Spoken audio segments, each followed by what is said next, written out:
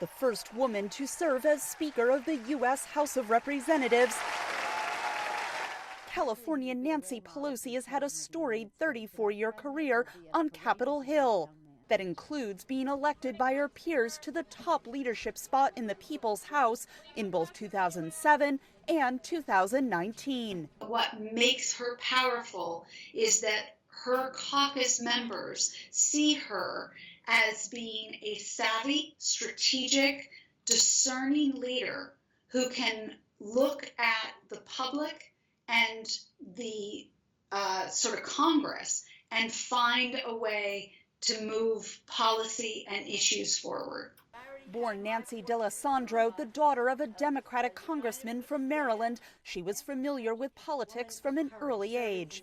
After marrying Paul Pelosi and raising 5 children, she won a special House election to represent San Francisco, one of the most liberal districts in the United States. It's not about what you have done.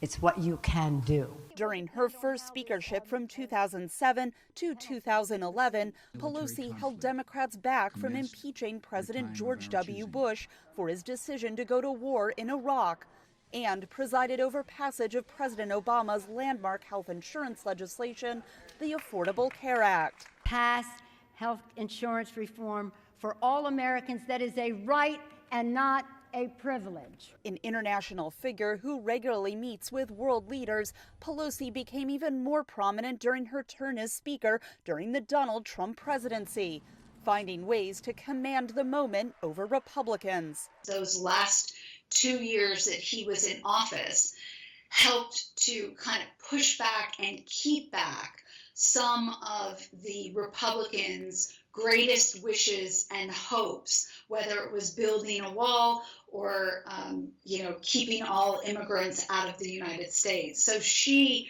was very instrumental in pushing him back and running circles around him strategically. Pelosi also presided over an unprecedented 2 House votes to impeach Trump. The president is what he is.